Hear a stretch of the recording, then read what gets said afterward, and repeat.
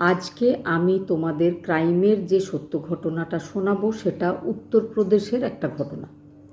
উত্তরপ্রদেশের গুহানি নামের একটা এরিয়াতে শম্ভু সিং নামের একজন মজদুর থাকত।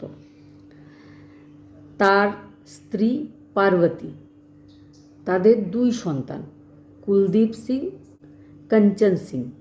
কুলদীপ বড় হওয়ার পরে সেও মজদুরির কাজ করত। পাঞ্জাবে কাজ করতে গিয়ে সেখানকার একটা মেয়ের সাথে তার আলাপ পরিচয়, প্রেম, তারপর বিয়ে হয়। তারপর থেকে সে পাঞ্জাবেই থেকে গেছিল নিজের স্ত্রী আর সন্তানকে নিয়ে। মাঝে মধ্যে সে গুহানিতে নিজের বাবা মা আর বোনের সাথে দেখা সাক্ষাৎ করতে আসে। বছরে বা 2 বছরে এক আধবার সে আসে।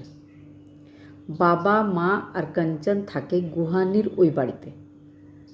আগেই বলেছি মজদুর ফ্যামিলি, লোয়ার মিডল ক্লাস একটা ফ্যামিলি। কাঞ্চনের যে বন্ধুরা আছে তাদের কাছে প্রচুর জিনিসপত্র, সাজগোজের জিনিস, জামা কাপড় ইত্যাদি থাকে। কাঞ্চনের খুব দুঃখ হয় যে সবার কাছে আছে, কাঞ্চনের কাছে কেন নেই। কাঞ্চন যখন 12 পাস করে তারপরে সে পড়াশোনা করার জন্য কলেজ যায়।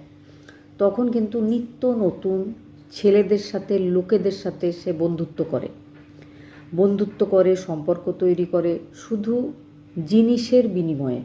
কিছু টাকা, কিছু তার প্রয়োজনীয় জিনিস, এগুলো দিলেই সে সবার সাথে বন্ধুত্ব করত। এই ব্যাপারটা তার বাড়ির যে এলাকা, আশেপাশের লোকজনের মধ্যে একটা বদনাম হয়ে যায় কাঞ্চনের।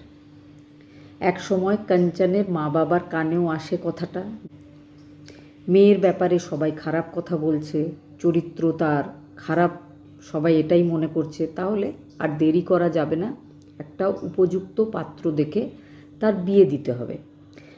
তো তাদের বাড়ি থেকে কিছুটা দূরেই প্রতাপগড় নামের একটা জায়গাতে রাজেশ পটেল নামের একটা পাত্রর খোঁজ হয়। পাত্রর সাথে বিয়ে দেওয়া হয়েছিল কাঞ্চনের। পাত্র কাঞ্চনের বাবার তুলনায় আর্থিক সচ্ছল হলেও প্রচুর টাকা পয়সা তার কাছে ছিল না। প্রথম দিকটা সব ঠিকঠাক চললেও পরবর্তীকালে কাঞ্চন আর রাজেশ পটেলের 2টো মেয়ে হয়। বিয়ের যখন 12 বছর সময় কেটেছে, কাঞ্চনের এখন মাঝে মধ্যেই মনে হয় যে তার বাবা তার বিয়েটা কোনো পয়সাওয়ালা লোকের সাথে দিলেই পারত। রাজেশ পটেলের বিশেষ টাকা পয়সা নেই, তারপর আবার 2টো কন্যা সন্তান রয়েছে যার জন্য সঞ্চয় করতে হয়। পড়াশোনার ব্যাপারেও খরচ রয়েছে, আবার বাড়িতে রয়েছে তার শ্বশুর শাশুড়ি। সারাদিন কাজ করতে করতেই কাঞ্চনের সময় কেটে যায়, সাজগোজ করার, জিনিসপত্র কেনার সে সময় পায় না। তার কিন্তু মনে হয় যে অন্যান্য আশেপাশের যে লোকজনেরা রয়েছে তাদের জীবনটা তার তুলনায় অনেক ভালো। এক প্রতিবেশী মহিলা যার নাম মিথিলেশ, সে খুব পয়সাওয়ালা বাড়ির মেয়ে। মিথিলেশের বাড়িতে মিথিলেশের ছোট ভাই নাম রাম কুমার দুবে এসে থেকে একটা কোম্পানিতে কাজ করত। মিথিলেশ যেহেতু প্রতিবেশী কাঞ্চনের, কাঞ্চন মাঝে মধ্যে মিথিলেশের বাড়িতে যেত। মিথিলেশের কাছে সে শুনেছিল যে তার বাপের বাড়ির বিশাল বাড়ি রয়েছে, তার একমাত্র ভাই, সে এখনও আনম্যারিড, তার জন্য মেয়ে খোঁজা হচ্ছে। এবার ভাইকে বাড়িতেই, মানে রামকুমার দুবেকে কাঞ্চন মিথিলেশের বাড়িতেই দেখে। তাদের দুজনের পরিচয় করিয়ে দিয়েছিল মিথিলেশ। কাঞ্চন দেখতে কিন্তু ভীষণ সুন্দরী ছিল। মিথিলেশের ভাই রামকুমার দুবের খুব ভালো লেগে যায় কাঞ্চনকে। কাঞ্চন 2জন কন্যা সন্তানের মা হওয়া সত্ত্বেও রামকুমার দুবের তাকে পছন্দ হয়। 2জন পাশাপাশি বাড়িতেই থাকতো, সেই জন্য কেউ সন্দেহ করেনি। তাদের প্রথমে আলাপ কথাবার্তা, তারপরে প্রেম, তারপরে ঘনিষ্ঠ প্রেম শুরু হয়ে যায়। প্রেমটা এত দূর অবধি গড়িয়েছিল যে কাঞ্চন একদিন বাড়িতে নিজের 2 কন্যা সন্তানকে রেখে মিথিলেশের ভাই রামকুমার দুবের সঙ্গে গভীর রাত্রে নিজের বাড়ি ছেড়ে পালিয়ে যায়। সকালে উঠে মিথিলেশের ফ্যামিলি আর রাজেশ পটেল, কাঞ্চনের হাজব্যান্ডের ফ্যামিলি সবাই সব ব্যাপার জানতে পারে, কিন্তু সম্মানের জন্য কেউ কিছুই বলেনি। রাজেশ পটেলও নিজের স্ত্রীকে ফিরিয়ে আনার কোনো চেষ্টা করেনি। মিথিলেশের বাপের বাড়িতে বিশাল বাড়ি ছিল, আগেই বলেছি। সেখানে গিয়ে রামকুমার দুবের সাথে কাঞ্চন মন্দিরে বিয়ে করে সংসার শুরু করে।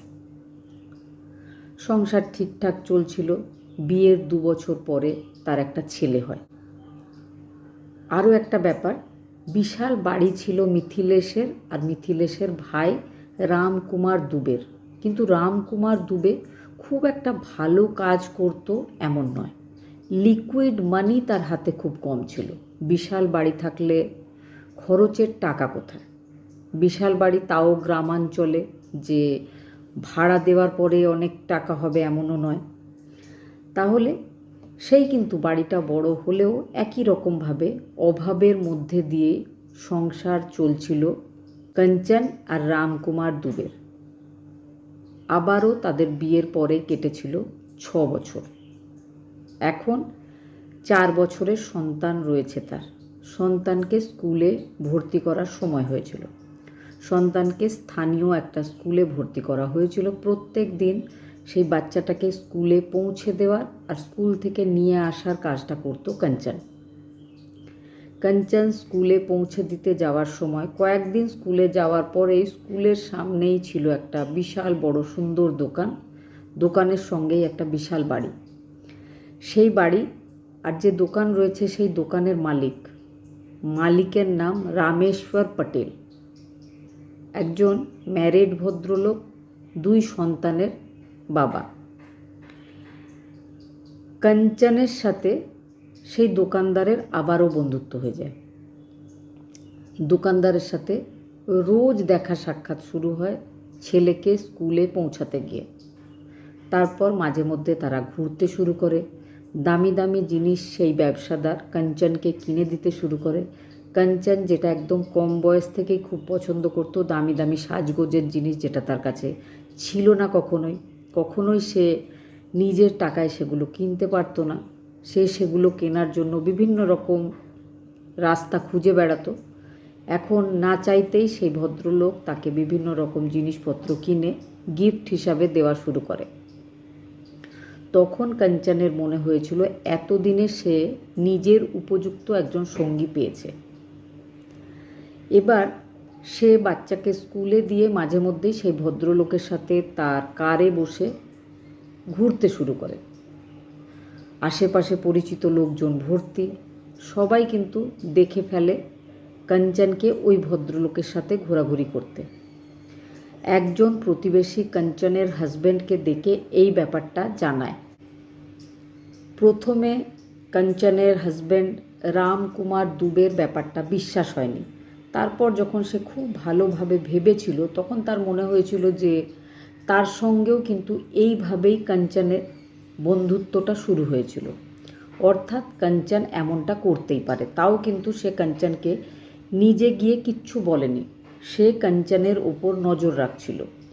সে একদিন হঠাৎই কাঞ্চন যখন স্কুলে গিয়ে পৌঁছায়, সে নিজের কাজের জায়গা থেকে স্কুলের কাছাকাছি এসে চুপচাপ আড়ালে দাঁড়িয়ে কাঞ্চনকে লক্ষ্য রাখতে শুরু করে। সত্যি সত্যিই সে দেখেছিল কাঞ্চন রামেশ্বর নামের ওই ব্যবসাদারের গাড়িতে বসে কোথাও একটা চলে গেছিল। রামকুমার দুবের ভীষণ কষ্ট হয়েছিল। তারপর সে রাত্রেবেলায় কাঞ্চনের সাথে এই বিষয়ে কথা বলেছিল আর বলেছিল, তোমার আর কোনো দিন বাচ্চাকে স্কুলে নিয়ে যাওয়ার দরকার নেই, এই সব কাজ আমিই করব। কাঞ্চন কিন্তু ব্যাপারটা বুঝে গেছিল। কাঞ্চন এই ব্যাপারে রামেশ্বরকে জানিয়েছিল। 1 সপ্তাহ তারা প্ল্যানিং করেছিল। মাত্র 1 সপ্তাহের প্ল্যানিংয়ে তারা ঠিক করে ফেলে যে তারা কিন্তু রামকুমার দুবেকে মেরে ফেলবে। ঘটনার দিন 11 আর 12 মের মাঝখানের যে রাত্রেবেলায় কাঞ্চনের হাজব্যান্ড চাইছিল যে ওই যে ব্যবসাদার রামেশ্বর পটেল, তার সঙ্গে বসে কথা বলতে হবে, কারণ সেও একজন ম্যারিড ভদ্রলোক, তারও বাড়িতে সন্তান রয়েছে। তার সাথে কথা বললে নিশ্চয় সে তার মনের ব্যাপারটা বুঝবে। সে কাঞ্চনের সাথে বন্ধুত্ব আর করবে না, মান সম্মান নষ্ট হচ্ছে, এই ব্যাপারটা তাকে বুঝিয়ে বলবে। এই জন্য কাঞ্চনের হাজব্যান্ড রামেশ্বর পটেলের সাথে সাক্ষাৎ করার জন্য যায় 11 আর 12 মেয়ের মাঝখানের যে রাত্রেবেলায় 2025 সাল। দুজন বসে অনেকক্ষণ কথা বলে, কথা বলার পর দুজনের মধ্যে খুব বন্ধুত্ব হয়ে যায়। রামেশ্বর পটেল বলে যে আপনি ভুল ভাবছেন, নর্মাল একটা চেনা জানা, আমি কথা বলেছি, ঠিক আছে, আপনার যখন ভালো লাগছে না আর আমি কথা বলবো না। এবার সেই ভদ্রলোক প্রচুর মদ খাওয়ায় নিজের গাড়িতে বসে রামকুমার দুবেকে। রামকুমার দুবে কিন্তু মনে মনে নিশ্চিন্ত হয়েছিল যে রামেশ্বর পটেল বলে দিয়েছে যে আর তার স্ত্রীর সাথে সে কথা বলবে না। সেই আনন্দে সে ওই ভদ্রলোকের দেওয়া মদ প্রচুর পরিমাণে খেয়ে নেয়। এবার যখন খুব নেশা হয়ে যায়, সেই অবস্থায় ভদ্রলোক তাকে সারদা নেহের নামের একটা বড় নদী, তার কাছাকাছি নিয়ে যায়। নিয়ে গিয়ে একটা ছুরি আর দড়ি দুটোই সে অনলাইন কিনেছিল, সেটা দিয়ে রামকুমার দুবের গলায় কাট করে সে যখন মারা যায়, হাত পা দড়ি দিয়ে বেঁধে তাকে সেই সারদা নেহেরে রাত্রেবেলায় ফেলে দিয়েছিল রামেশ্বর পটেল। সে ভেবেছিল জলের সাথে বয়ে চলে যাবে এই বডিটা, কিন্তু দুঃখের বিষয় সেখানকার একটা ল্যাম্প পোস্টে আটকে থেকে যায় বডিটা বয়ে দূরে কোথাও চলে যায়নি। এবার দুদিন পরে 14 মে 2025 ওই বডিটা ওই এরিয়াতে ভেসে উঠেছিল। সবাই শনাক্ত করতে পেরেছিল যে ওটা রামকুমার দুবে, কারণ ওটা তার বাড়ির কাছাকাছি এরিয়ার একটা নদী ছিল। তারপরে পুলিশ তদন্ত শুরু করে। খুব বেশি চেষ্টা করতে হয়নি পুলিশকে। রামকুমার দুবের যে পাড়ার লোকজন, তারা সবাই রামকুমারের স্ত্রীর ব্যাপারে খুব ভালোভাবে জানতো, তার চরিত্রর বিষয়েও তারা সবটাই পুলিশকে জানায়। তারপর শুরু হয়েছিল তার জিজ্ঞাসাবাদ। রামেশ্বর পটেল আর তাকে দুজনকে অ্যারেস্ট করা হয়। বর্তমানে তারা দুজনেই জেলে রয়েছে, তাদের বিচার লোয়ার কোর্টে চলছে। ঘটনাটা শোনার পর কি মনে হয়েছে, বিশেষ করে সেই মহিলার চরিত্রর ব্যাপারে কি মনে হয়েছে, অবশ্যই কমেন্টে জানাবেন। ভালো থাকবেন, সাবধানে থাকবেন।